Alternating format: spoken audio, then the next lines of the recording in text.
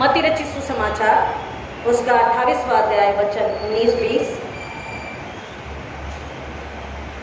इसलिए जाओ और सब जातियों के लोगों को चेला बनाओ तथा उन्हें पिता पुत्र और पवित्र आत्मा के नाम से बपतिस्मा दो और जो जो आज्ञाएं मैंने तुम्हें दी है उनका पालन करना सिखाओ और देखो मैं युग के अंत तक सदैव तुम्हारे साथ हूँ।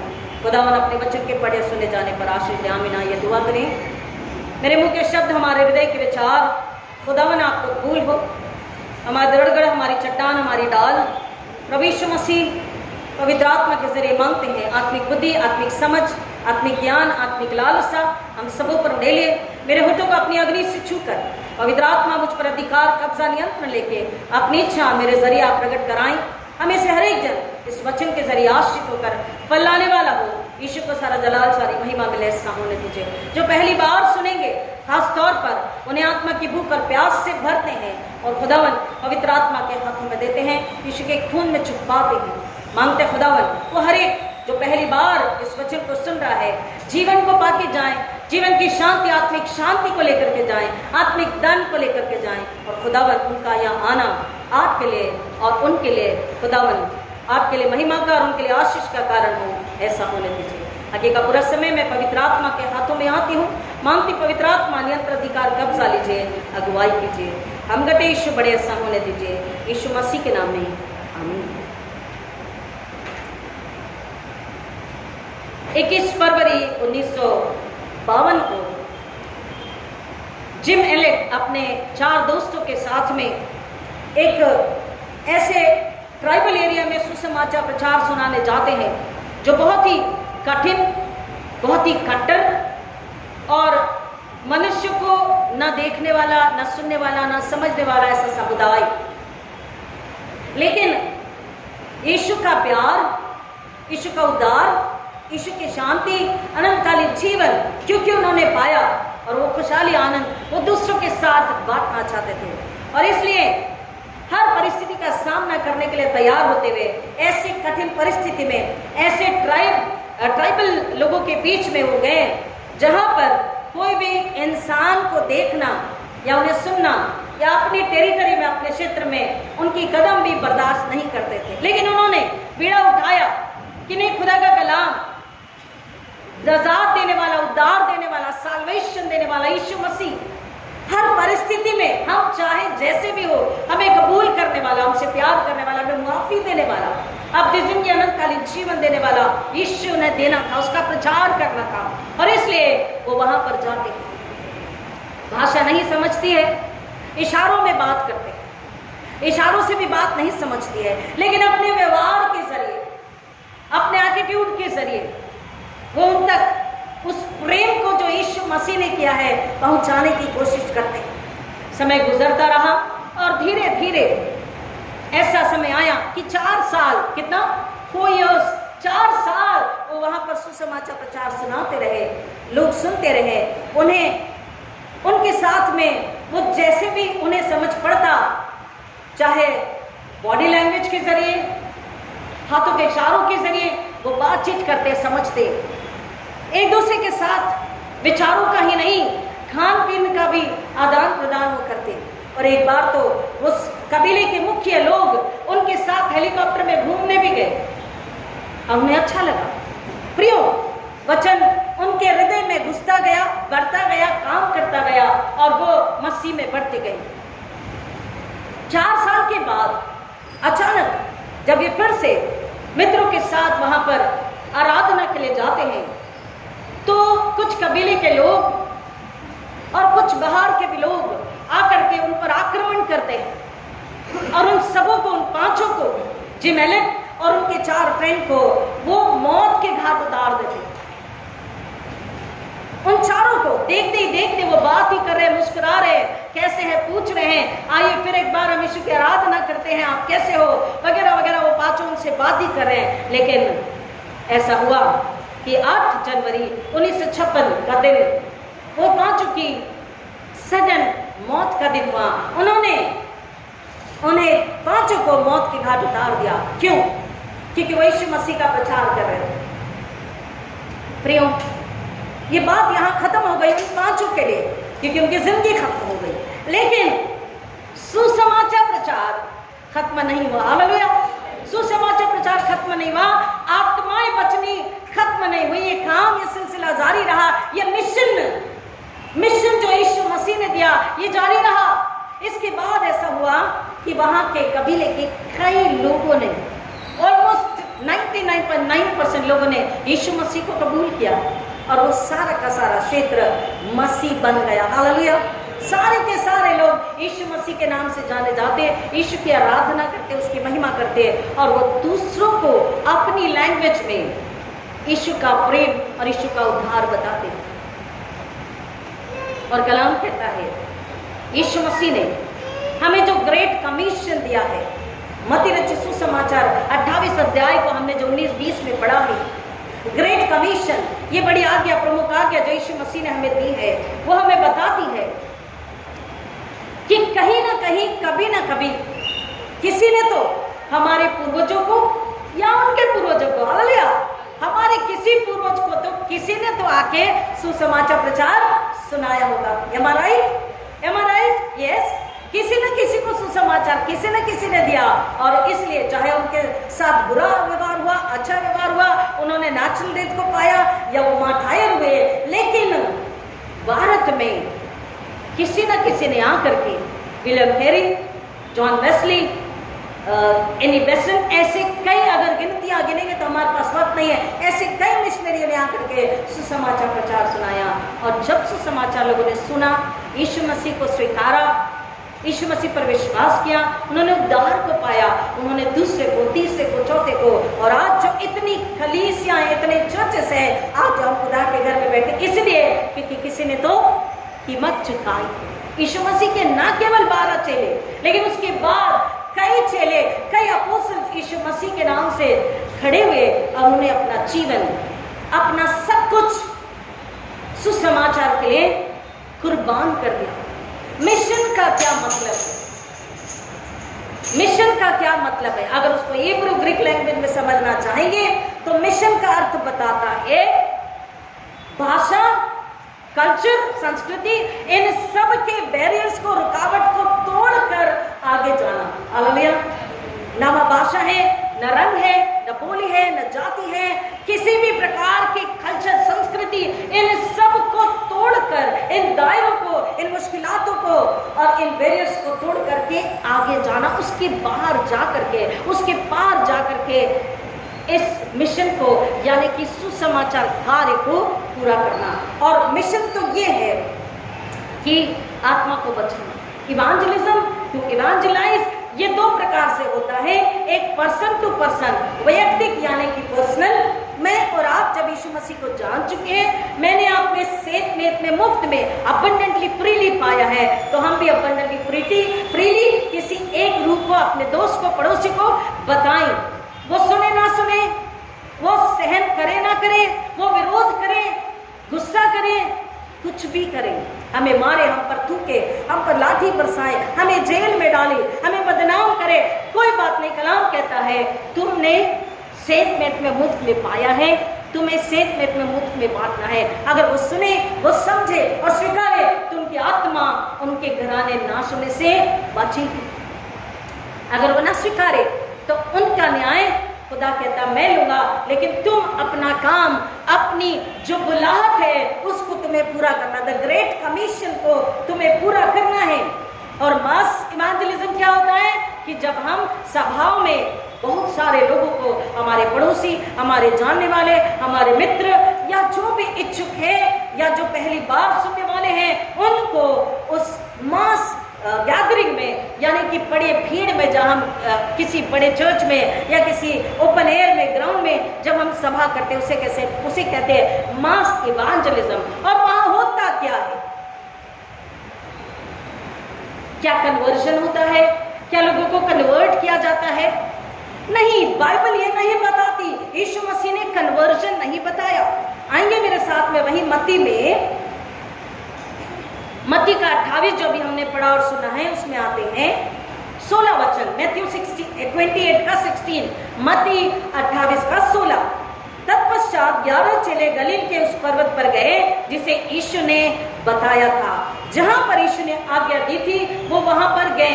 पहला तो है कि यीशु मसीह पर उन चेलों ने जब विश्वास किया, हर बार जो भी बात यीशु मसीह ने कही उनकी आज्ञा का पालन किया, वो वहां पर गए और जब उन्होंने उससे देखा तो उसको दंडवत किया और दंडवत किया, पर किसी किसी को संदेह हुआ। ये संदेह क्या था?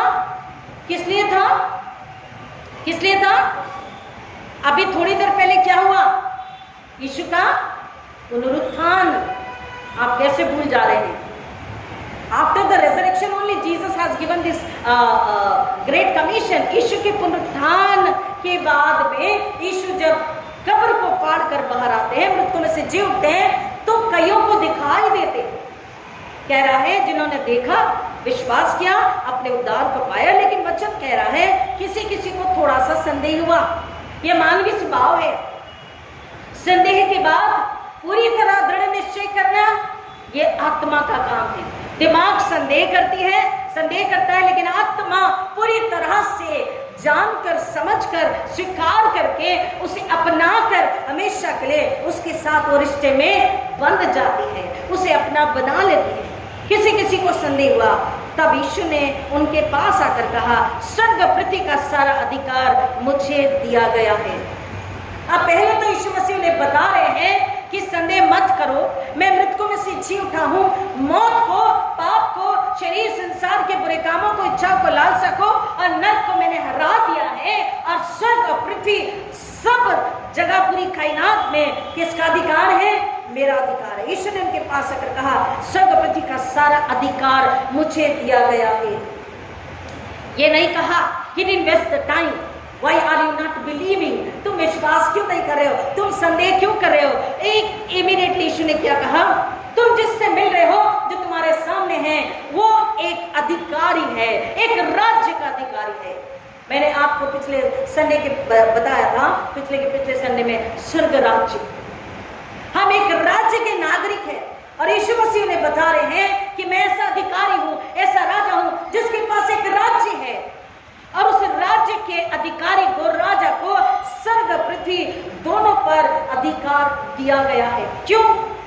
क्योंकि मैंने मानव रूप में जन्म लेकर, मानव के साथ रहकर, मानव को पाप, अधर्म, अपराध, झूठ, बैर, ईर्ष्या, द्वेष, जलन, घमंड, अहंकार, मूर्ति पूजा, अंधविश्वास, आत्मिक मौत से बचाया है। अपनी कुर्बानी देकर, मौत को हराकर, तुम्हारे पापों को हमेशा के लिए खत्म करके तुम्हें स्वर्ग में लेकर जाने के लिए मैंने मौत को हराकर तीसरे दिन जी उठकर परमेश्वर की उस भली पवित्र योजना को पूरा किया है और इसलिए परमेश्वर ने वो सारा अधिकार मुझे दिया है। और जब सारा अधिकार मुझे है, इसलिए मैं अधिकार के साथ, सामर्थ के साथ मैं तुम्हें एक ग्रेट कमीशन देकर, एक बड़ी आज्ञा देकर भेजता हूं। इसलिए सेंटेंस कहां से शुरू हो रहा है? Therefore, इसलिए जाओ, है वचन में Therefore go, going to the world, इसलिए जाओ। क्यों? क्योंकि सारा अधिकार किसके पास है? तुम्हारे भेजने वाले के पास, तुम्हारे बुलाने वाले के पास, तुम्हें ताकत और सामर्थ और बल और बुद्धि से भरने वाले के पास, बुलाहट जो दे रहा उसके पास कौन सा अधिकार है? स्वर्ग पृथ्वी का। और मैं तुम्हें कहां भेज रहा हूं? पृथ्वी के कोने कोने में। सो डोंट वरी, पृथ्वी के जिस कोने में जाओगे अपने अधिकारी को खड़ा पाओगे। हालेलुया। यीशु मसीह, उसकी ताकत, उसकी सामर्थ, उसकी बुद्धि, उसका प्रेम, उसकी सुरक्षा, उसकी शांति, उसका प्रयोजन, सब कुछ वहां पर तुम्हारे लिए पहले से इंतजार कर रहा होगा। हालेलुया। इसलिए जाओ और सब जातियों के लोगों को चेला बनाओ तथा उन्हें पिता, पुत्र और पवित्र आत्मा के नाम से बपतिस्मा दो। पहले यीशु मसीह बता रहे हैं मिशन क्या है? तुम्हें जाना है और बताना है कि परमेश्वर सृष्टि का निर्माण करता, रचयिता, उद्धार करता तुमसे ऐसी मोहब्बत करता है कि अपने इकलौते बेटे के जरिए तुम्हारा पूरा का पूरा गुनाह, अधर्म, पाप क्षमा किया है और तुम्हें वापस से घर का अधिकारी बनाया। दूसरा, चेलों को यीशु मसीह कह रहे उन्हें बताओ कि तुम अपने परमेश्वर यीशु मसीह पर विश्वास करो, आत्मा से विश्वास करो और आत्मा से प्यार करो। क्योंकि प्यार करोगे तो ही आज्ञा को समझ सकोगे, आज्ञा का पालन कर सकोगे। और तुम जब मुझसे प्यार करोगे तो अपने पड़ोसी भाई बहन से भी प्यार कर सकोगे। Now the question is, who is my neighbour? मेरा पड़ोसी कौन है? जो मेरे घर के बाजू में रहता है, या जो चर्च में मेरे बेंच के मेरे बाजू में, मेरे इस बेंच में बैठा है, या मेरे बाजू में दाहिने या बाएं हाथ में बैठा है, या जो मेरे साथ पढ़ाई करता है या जॉब पर है, या मेरे बाजू के डेस्क पर है ऑफिस में, मेरी केबिन को लग के उनका केबिन है, या मेरा बॉस, या मेरे प्रिंसिपल, या मेरे टीचर, या मेरे ट्यूशन टीचर, कौन? या मेरा ड्राइवर, या मेरे घर की सर्वेंट, कौन मेरा पड़ोसी है? खुदा का कलाम कहता है, देखिए ध्यान से, इसलिए जाओ, हमको पड़ोसी होकर जाना है। Hallelujah, are you getting me? हमको पड़ोसी बनना है। कैसा पड़ोसी? नम्र, आज्ञाकारी, प्रेमी और यीशु का भय मानने वाला, उसकी आज्ञा पालन करने वाला। क्यों? क्योंकि उसी प्रेम में, उसी आज्ञा में वो कहता है, मैंने परमेश्वर की इच्छा पूरी करी, आज्ञा का पालन किया, तुम्हारी जान बचाई। अब तुम अगर मुझसे प्यार करते हो और खुद से भी प्यार करते हो, तुम्हें क्या लेकर आना है? फल लेकर आना है। तुम्हारी पहचान लोग कैसे जानेंगे? एक सुसमाचार के जरिए, एक बिना बोले बिना शब्द कहे, तुम्हें देखकर, तुम्हारी बातों से, तुम्हारे व्यवहार से, तुम्हारी सोच समझ से, तुम्हारे लेन देन उठने बैठने से, तुम्हारी चाल चलन से, तुम्हारे विश्वास से, संसार से समझौता नहीं करने की वजह से, दृढ़ता, सच्चाई और धार्मिकता और पवित्रता पर खड़े रहने की वजह से, मार्ग, सत्य, जीवन यीशु मसीह है। उसके वो सुनने के पहले मैंने आपको इंटेग्रिटी, ईमानदारी, सच्चाई और फेथफुलनेस के विषय बताया था। तो ये सारे गुण हैं, ये सारे स्वभाव है मसीहत के। बिना बोले भी इन स्वभाव, इन चाल चलन, व्यवहारों के जरिए, स्वर्ग के स्वभाव के जरिए हम लोगों को सुसमाचार दे सकते हैं। सुसमाचार क्या है? मिशन इवांजेलिज्म, गुड न्यूज क्या है? मिशन मैंने आपको बताया, भाषा, लैंग्वेज, संस्कृति, सबके दायरे को तोड़कर बाहर जाना और उन्हें बताना, गुड न्यूज देना। What is the good news? कि कहीं बाढ़ हो गई है, बारिश और 48 घंटे कंटिन्यू आने वाली है। What is the good news? कि फिर से इलेक्शन होने वाले हैं, हमें फिर एक बार अधिकार है, हम सोच सकते हैं किसको अपना मत डालें। What is the good news? कि बहुत बारिश की वजह से अगले संडे चर्च नहीं होगा या कॉलेज स्कूल बंद रहेंगे। What is the good news? क्या न्यूज है? आप टीवी देखते हैं, मोबाइल आपके पास है, अखबार पत्र पढ़ते हैं, कहीं गुड न्यूज दिखाई देती है? Murder, accident, rape cases, divorce, चोरी, डकैती, लूटपाट, ईर्ष्या, बदला, घृणा, झगड़े, पड़ोस के नल में पानी के लिए झगड़े हो जाते हैं और वहीं पर मौत भी हो जाती है। बस की लाइन में, रेलवे स्टेशन लाइन में चोरी हो जाती, जेब कतरी हो जाती, मोबाइल चोरी हो जाता। उस मोबाइल में कितने इंपॉर्टेंट डॉक्यूमेंट्स थे, उसे कितना जरूरी था उस बंदे को अपनी माँ के इलाज के लिए अस्पताल जाना था, या अपनी पत्नी या नन्हे बच्चे के लिए उस स्त्री को उस मोबाइल के जरिए ही पहुंचना था। पर्स चोरी हो जाता। क्या गुड न्यूज है? Is there any good news upon this earth? कहीं कुछ नहीं। और इसलिए यीशु मसीह ने कहा, इसलिए जाओ और जगत के कोने कोने में सब जाति, बोली, भाषा को ये गुड न्यूज बताओ कि तुम पर स्वर्ग से अनुग्रह को उंडेला गया है। हालेलुया!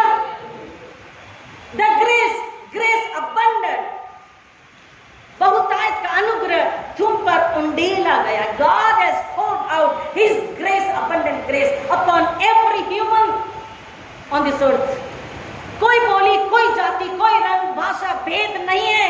परमेश्वर भेद नहीं करता। यहाँ पर यीशु मसीह ने यह नहीं कहा कि उन्हें जाकर मसीहत में या क्रिश्चियनिटी में कन्वर्ट करो।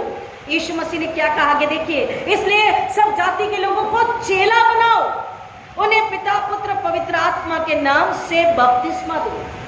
दिस सिंबल, ये पिता, पुत्र, पवित्र आत्मा के नाम से बपतिस्मा लेना, ये जो चिन्ह है, ये जो सिंबल है कि वो व्यक्ति प्रभु यीशु मसीह में जो बपतिस्मा लेता है, चाहे पानी में डूबकर या स्प्रिंकल छिड़काव का बपतिस्मा ले, वो शरीर से मरकर आत्मा में जिंदा होता है।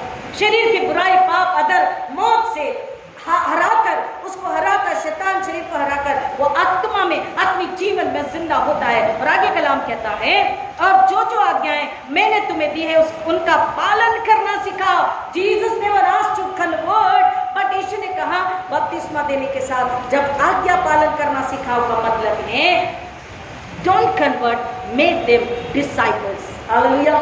उन्हें क्या बनाना है? चेले बनाना है। परमेश्वर के चेले, चेलियां बनाना है, शागिर्द बनाना है, ताकि वो जब चेला बन जाए तो एक और, बोले ना, एक और को चेला बनाए, एक और को यीशु की चेली बनाए, एक और को परमेश्वर का बेटा बेटी बनाए, एक और आत्मा जो नाश होने संसार में उसको परमेश्वर के घर में लेकर आए। क्योंकि यीशु मसीह ने इस दुनिया में आकर परमेश्वर के प्रेम को प्रकट किया। यीशु मसीह ने दुनिया में आकर शैतान और पाप और जो दूसरी मौत थी उसको हमेशा के लिए खत्म कर दिया, नाश कर दिया, नरक को हमेशा के लिए खत्म कर दिया। और यीशु मसीह ने हमें अपने शागिर्द, अपने चेले बनाया। और वो कहता है डोंट कन्वर्ट। कन्वर्जन से क्या होगा?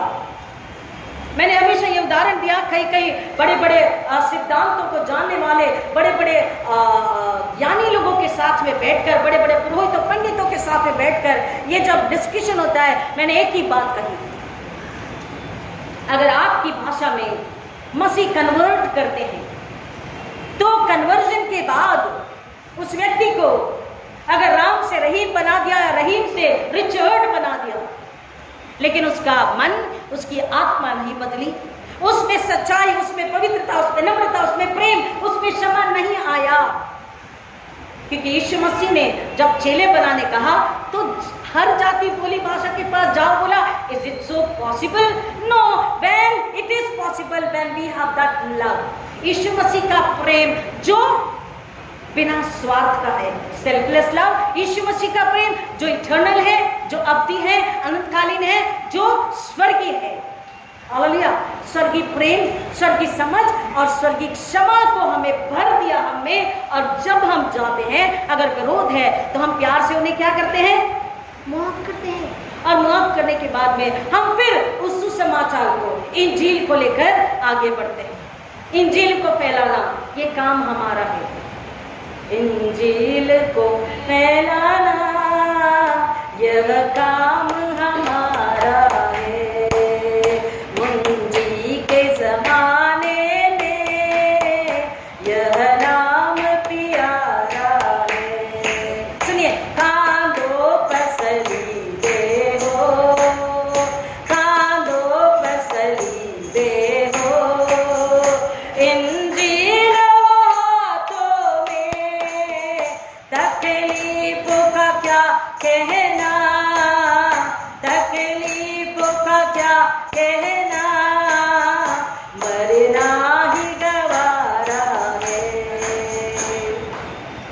अगर यीशु मसीह में हम उसके शागिर्द, उसके चेले बन गए हैं तो उसी प्रेम में, उसी ताकत में, उसी बल में, उसी मुआफी में, उसी अधिकार में, उसी पवित्र आत्मा की बुद्धि समझ में जब हम चेला बनाने के लिए आगे निकलते हैं, अगर विरोध है, तकलीफ है, परेशानी है, मुश्किलात है, गति कमी है, नाम दराई है, भूख मरी कंगाली, अकेलापन है, तो उसकी ताकत, सामत, रूहानी रोटी जल हमें भरती है। अगर विरोध है, अगर किसी ने दुख तकलीफ दिया है तो हम मुआफी के साथ, स्वर्गीय प्रेम के साथ हम उसे फिर भी यीशु का कलाम सुनाते ताकि उसकी आत्मा नाश होने से बच जाए।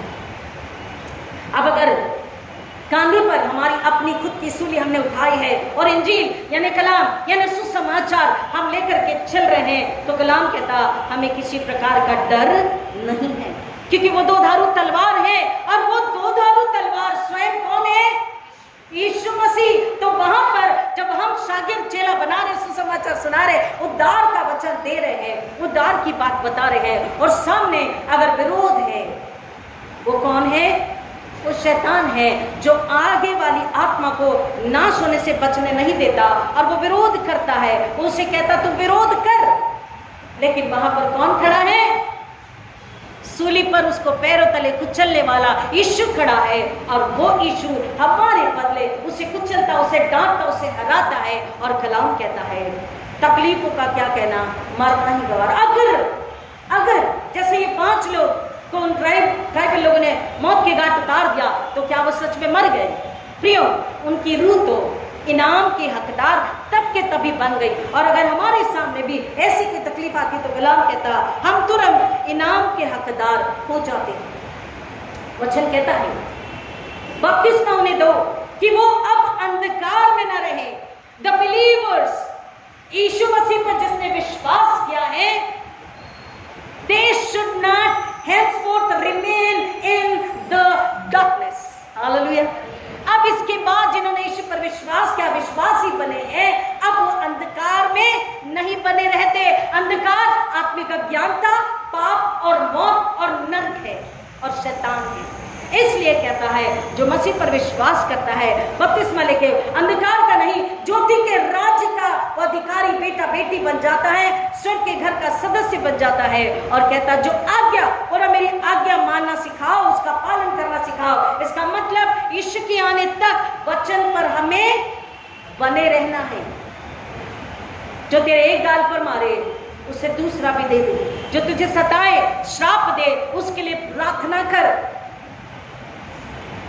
अपने पड़ोसी के लिए प्रार्थना। अभी हमने उत्तरवादी बारी बारी के पाठ में क्या पढ़ा? जो किसी की निंदा नहीं करता, अपने पड़ोसी की चुगली नहीं करता, अपने भाई की चुगली नहीं करता, जो जिसके हाथ, जिसकी जुबान, जिसका हृदय, जिसकी आत्मा सब कुछ खुदा से भरी है, कलाम से भरी है, नम्रता, पवित्रता, पाकीज़गी, प्रेम से भरी है, क्षमा से भरी है, शुद्ध है, उसके वचन में है, कहता वो उसके लिए कबूल योग्य है। वो पात्र, हम बर्तन है, पात्र है, उसके लिए कबूल योग्य पात्र वो कहता है हमें बना। जो जो आज्ञा मैंने तुम्हें दी उनका पालन करना सिखाओ, और देखो मैं युग के अंत तक सदैव तुम्हारे साथ हूँ। अगर कभी ऐसा लगे कि ये काम कैसे करें, ये तो बहुत कठिन है, तो कलाम कहता है, वो तुम्हें याद दिलाता है कि मैं हर जगह सुसमाचार सुनाते वक्त, प्रार्थना करते वक्त, कहीं भी तुम हो, मैं जगत के अंत तक तुम्हारे साथ हूं, तुम्हारे पास हूं। और इस बात को अगर हमें और किसी को समझाना और खुद को समझना है कि तुम स्वर्ग और पृथ्वी का अधिकार मुझे दिया गया, इसलिए जाओ सब जाति के लोगों को चेला बनाओ, तो इसका उत्तर भी आप घर जाके पढ़ सकते हैं। लूका रचित सुसमाचार 19वां अध्याय 10वां वचन, लूक 19:10, इसका उत्तर वहां पर है। अगर फिर भी कोई आपसे पूछना चाहे, पढ़ना चाहे, जिसको मिला जोर से जल्दी से पढ़ लीजिए। एक लूक 19:10, जिसको भी मिला है पढ़ लीजिए। क्योंकि मनुष्य का पुत्र खोयों को ढूंढने और उनका उद्धार करने आया है। यीशु मसीह क्यों आए? क्यों आए? जो खोए हैं, कहां खोए हैं? कहां खोए हैं? शरीर, आंखों की अभिलाषा में, पाप में। जो पाप में डूबे हैं, बुराई में डूबे हैं, खो चुके हैं, उनको ढूंढने, उनकी आत्मा को, उनकी रूहों को, उनके स्पिरिट को ढूंढने, और जो आत्मा में मर चुके हैं उन्हें खोयों को ढूंढने और उनका उद्धार करने, आत्मा को मुक्ति देने, नजात देने, साल्वेशन, मोक्ष देने के लिए यीशु मसीह आए हैं। एक और वचन को पढ़ के खत्म करते हैं। यूहन्ना 3:16, मैं कहती हूँ 17 पढ़िए। सुनिए ध्यान से।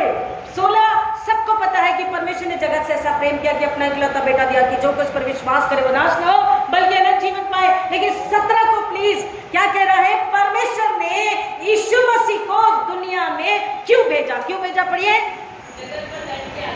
इसलिए भेजा कि, इसलिए नहीं भेजा कि जगत पर दंड की आज्ञा दे, बल्कि बल्कि इसलिए भेजा है कि जगत, संसार उसके द्वारा क्या पाए? उद्धार को पाए। आई बात समझ में? यीशु मसीह ने क्यों कहा कि जगत के कोने कोने में जाओ और सब जाति, क्योंकि परमेश्वर की इच्छा है, परमेश्वर की बलि पवित्र योजना है। बलि का मेमना, अति पवित्र मेमना यीशु बनकर आया कि न जाति, न बोली, न भाषा, कोई चुनकर किसी एक के लिए नहीं, पूरी मानव जाति के लिए यीशु परमेश्वर ने भेजा है यीशु मसीह को बलि का मेमना होने के लिए, पाशा लैम होने के लिए, कि वो क्या करे? दुनिया में जब आए तो जगत पर उनके पाप की वजह से दंड की आज्ञा ना हो, क्योंकि दंड को कोई भी बर्दाश्त नहीं कर पाएगा। इसलिए नहीं भेजा कि जगत पर दंड की आज्ञा हो, पर इसलिए भेजा है कि जगत उसके द्वारा माफी को पाए, उद्धार को पाए। प्रियो, अगर एक आत्मा यीशु को स्वीकारती है और यीशु मसीह के पास आती है, स्वर्ग में जश्न होता है। आप भी कोई उतनी बड़ी पार्टी जश्न नहीं करते जितना बड़ा सेलिब्रेशन स्वर्ग में होता है। स्वर्ग के दूत, स्वर्ग के अधिकारी, स्वर्ग की सेनाएं, यानी कि वहां की प्रजा जो है यीशु परमेश्वर राजा का क्या करते हैं? जय जयकार करते हैं। और इसलिए चर्च क्यों है? चर्च है क्योंकि परमेश्वर ने चाहा है कि दूल्हे की दुल्हन इस घर के जरिए क्या करे? क्या करे? चेला बना। चर्च के पास एक मिशन है, एक प्रोजेक्ट है, एक काम है, एक सेवा है, एक बुलाहट है। And the mission breaks all the barriers and evangelism is a good news. Good news क्या है? कोई एक है जो आपसे बहुत प्यार करता है, कोई एक है जो आपकी गंदगी गुनाह धर्म में भी आपसे प्यार करता है, कोई एक है जो आपको अपनाने के लिए तैयार है, कोई एक है जो आपको माफ करके अपने जिंदा सामर्थ्य अनमोल खून में, पवित्र खून में धोकर धर्मी बनाने के लिए तैयार है, और कोई एक है जो उस खून में धर्मी ठहराकर परमेश्वर पिता के पास स्वर्ग में लेकर जाने के लिए तैयार है। मानो उत्पत्ति 3 आप सभी जानते हैं, द फॉल ऑफ मैन। उत्पत्ति 3 में बताया मनुष्य का पाप की वजह से पतन हुआ, और उसी पतन, उसी पाप, उसी गिर गए अवस्था से घर में वापस लाने के लिए परमेश्वर का बेटा यीशु मसीह, जो हमारा उद्धार करता है, जो राजा है, ज्योति के राज्य का अधिकारी राजा है, वो हमें आया बचाने के लिए कि परमेश्वर के पास परमेश्वर ने बनाया और बोला अच्छा है, अपने स्वरूप में बनाकर हमें वापस हमारी आत्मा को अच्छा, सुंदर, पवित्र बनाकर परमेश्वर पिता के हाथों में सौंपता है। हमें तो बचाया। What about those who have not heard the good news? आज दुखी है, परेशान है, आत्महत्या की सोचते हैं, घर से चले जाने की सोचते हैं, गरीबी, लाचारी, भूखमरी, चोरी चकारी, पाप अधर्म में चले जाते हैं, भ्रष्टाचारी में चले जाते हैं, जल्दी धन कमाने की लालच से गुनाह में चले जाते हैं। कलाम कहता है तुम उन्हें बताओ, तुम्हारे लिए परमेश्वर ने एक योजना बनाई, परमेश्वर के पास तुम्हारे लिए सब कुछ है। यीशु मसीह में पहले अपने आप को समर्पित करो, अपने पापों को छोड़ दो, मन फिराओ, पश्चाताप करो, पुरानी जिंदगी, शरीर के बुरे कामों को, इच्छा को, लालसा को त्याग दो और अपनी आत्मा को यीशु के हाथ में दे दो। गुड न्यूज़ ये है कि जब तुम यीशु के हाथों में अपनी आत्मा दे देते हो, वो माफी को पाती है, यीशु के खून से धुल के धर्मी ठहरती है, नाश होने से बच जाती है। प्रियो, मेरी और आपकी बुलाहट है, चर्च कमीशन है, ग्रेट कमीशन, दुनिया में जाना है और चेले बनाना है। क्या हम तैयार हैं? आइए दुआ करें। खुदावंद, आपके फजल, आपके रहम के लिए आपका शुक्र करते और मांगते हैं कि हमारी कलीसिया आपकी, यीशु आपकी दुल्हन, इस वचन को सुनकर फल लाने वाली बने। 7 गुना, 30 गुना, 100 गुना नहीं, लेकिन एक आत्मा को बचाने के लिए या तो वचन सुनाए या तो घर में प्रार्थना करें उपवास के साथ, ताकि वो रूह नाश होने से बचे। एक को नाम लेकर ले ले कि खुदा ये रूह मुझे चाहिए, और पवित्र आत्मा आपके साथ, आपका सहायक है, आपकी बुद्धि है। खुदावन, आज जो पहली बार सुन रहे हैं उन्हें यीशु में नया जीवन पाने के लिए भूख और प्यास से भर दीजिए, जो आत्मिक है, स्वर्ग की है, और शरीर से मर के आत्मा में जिंदा ऐसा होने दीजिए। और जो कलीसिया है खुदावन, इस वायदे को लेकर कि आज हम पाक शरबानी यीशु का मांस और खून को खा पी कर नए होकर हम चेले चेलियां बनाने के लिए यीशु पवित्र आत्मा के हाथों में समर्पित होने तैयार है। इस वायदे के लिए आपकी दुल्हन मेरी कलीसिया तैयार हो। हम सब पिता आपके अनुग्रह में एक और को बचाने के लिए तैयार हो, ऐसा होने दीजिए। यीशु आपके प्रेम क्षमा के लिए, उद्धार के लिए धन्यवाद करते हैं। आगे का समय पाक शरबानी बपतिस्मा आपके हाथों में देते हैं। आपकी मेज के आगे जब आते हैं, हम पर रहम कीजिए, मांगते यीशु मसीह के नाम में, आमीन। हमारे पुनरुत्थित प्रभु यीशु मसीह का अनुग्रह, परमेश्वर पिता का प्रेम, पवित्र आत्मा की संगति और शांति आप सबों के साथ, खास तौर पर जो पहली बार सुन रहे हैं उनके साथ अब आजकल खुदा यीशु के दोबारा आने तक हमेशा हमेशा बनी रहे। आमीन। हालेलुया। God bless you.